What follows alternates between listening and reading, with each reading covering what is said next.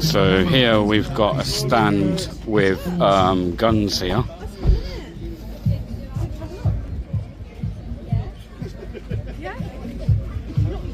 All called working at heights. Oh mate, could I get a quick rundown? I'm making a video today while I'm here, just for people. Got a little bit of an audience, so I'm just wondering if you could give me a little bit.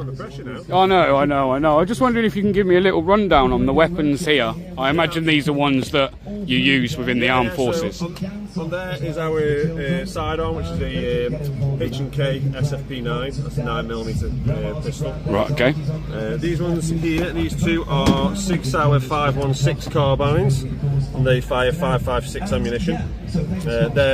They'll be the primary weapon for any firearms deployment we have. Then you got the 6 Sauer 417, which is the rifle, which gives you enhanced optics, enhanced. Alright guys, this one starts calmly but instantly grabs your attention. The auditor walks up to a police weapons display, rifles, pistols, tactical gear everywhere. You can almost sense the tension under the politeness.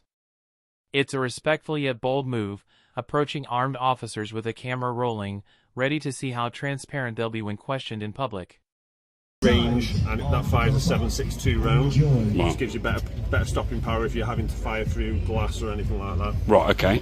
And then this one is a H&K attenuated energy projectile, basically a baton gun. So in there you load up a baton round, which is fired off by a normal 9mm round. Right, okay. And that'll, once the ignition of the 9mm round going off, will send the baton round out. So that's basically a less lethal option to prevent us having to use one of these on somebody that's posing a threat. Would something of these been used in, say, the riots recently? So, whilst these are able to be used in public order situations, they've never been used on the mainland. They haven't? No, they have been used in Northern Ireland during the Troubles there. Yeah. But they've never been actually authorised or used. They are authorised, but it's never, the sort of command has never been given. Right, okay. For them to be deployed on the mainland. But the option is there if need be. But invariably what we'll use them for is just as a less lethal option for any firearms deployments we go, just to prevent us having to use any of the conventional weapons that we've got. And then obviously we've got the taser, X2, which we use as well, which again is a less lethal option, but that will give us a bit of a better distance and taser, so we'll look to use that up to about 20 metres. Right. In your service, have you had to use any of these? As in, let one off? Fortunately not, no. Taser I've used, but conventional and baton gun, no. Fantastic.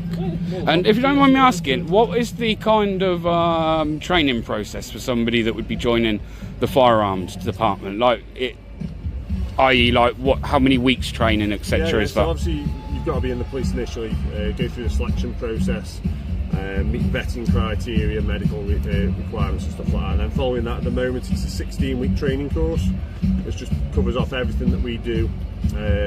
Watch closely. This is where the real insight begins. The officer breaks down the weapons one by one, from sidearms to carbines and the heavy 7.62 rifle.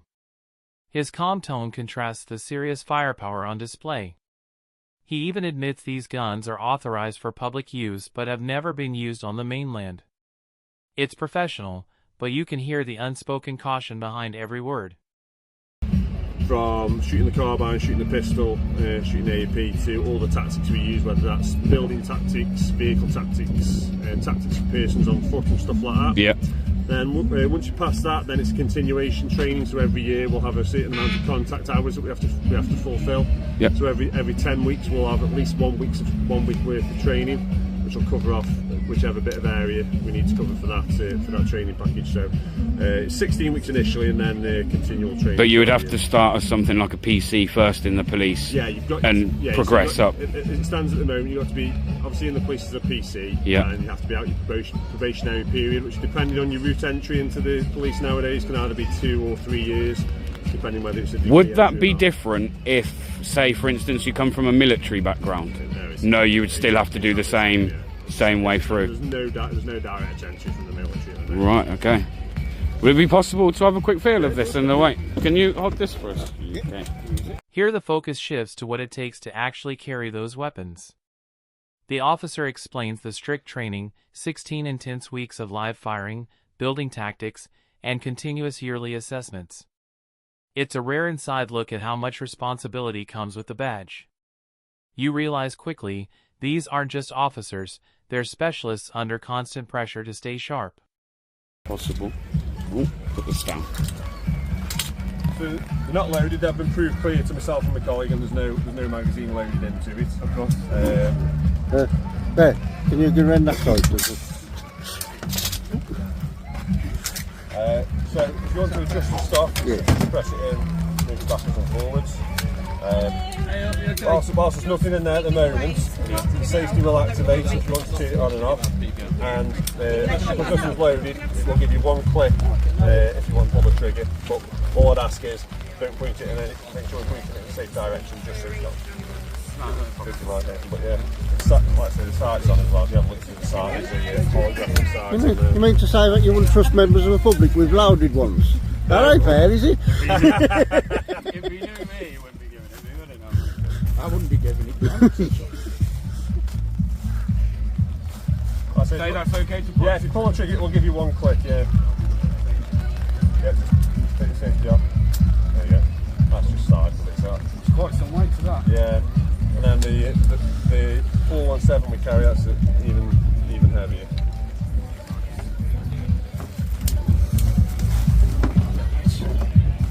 Thank you. Well, this one's even got a little bit more weight, hasn't it? Does this one extend? It does, mate, yeah, there's a little button in the back. Don't show him how to use guns, for Christ's sake. And then if you see this here, that's it. Change that. Someone's just dropped some off, I don't know who. Yeah, we've got some link here. Okay, bro, thank you. That's the same, yeah, so that's fine. Yeah. Alright, things get real here. The officer lets the auditor hold one of the rifles, a tense, rare moment caught on camera. The crowd reacts, some joking, others in disbelief.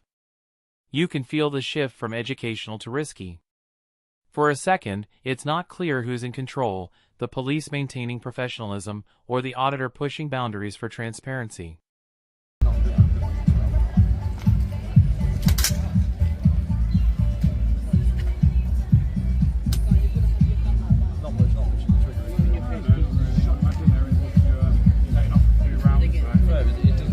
What's this here? Laser torch?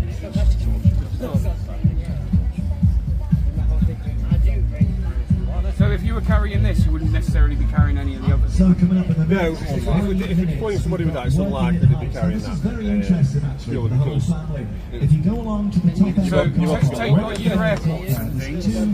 What are they most likely to have this one here? Obviously, there's different weapons that are used across the country. It will be something very similar Children will to be very interested. the 516. Right, okay. These two look very similar. They are the same gun. Oh, they are the same gun. Yeah. At a rescue site using this machine gun. So that's ballistic helmets. These are we call them portable Kent shields, so they'll protect from anything up to sort of 9mm and shotgun shells. This will stop a shotgun. Yeah, well, it will. You won't. I wouldn't like to find out, but yeah. And then anything up from that, so anybody that's firing anything like that, which is a 5.56 round, or that which is a 7.62 round, then we'd be looking at using that's called a plate shield. So that's the solid ceramic plate. Somebody hanging from a harness at the moment, just over the top of the. Yeah, give us a wave. There you go. Hanging over the top of the noodle support on the side, so again. so we'd sort of Very like dangerous, but it's all under supervision as well. Take the children along, enjoy that. That's called. And this is made out of that's a ceramic plate. ceramic plate. Of course, at the show, we can enjoy that. Tell you what, you'd want to be quite fit to carry this, I'm telling you, all day. If you were carrying Straps this, underneath, is that our Yeah, so shoulder? it's got a strap on there, so if you're deploying away from the car, then obviously you can sling it over your back. It's all these bits stuff. Definitely got some weight to it. How long have you been in the armed forces, if you don't mind me asking? I've been on here I've been in the police for 22 and on here for 5. Yeah? Brilliant. So if you flip the safety on, We've got some other kit down there, so we've got the enhanced first aid bag. It's sort of very similar to what paramedics carry. So we're able to give a bit more enhanced first aid, and then we've got some method of entry stuff. Method of entry. The conversation cools down but stays fascinating. The officer showcases riot shields, breaching tools, and even dog control poles, real-world gear for unpredictable situations. The exchange ends respectfully, with mutual appreciation. It's an audit done right, calm, informed, and revealing. Make sure to like the video and subscribe to the channel, and we'll see you in the next one.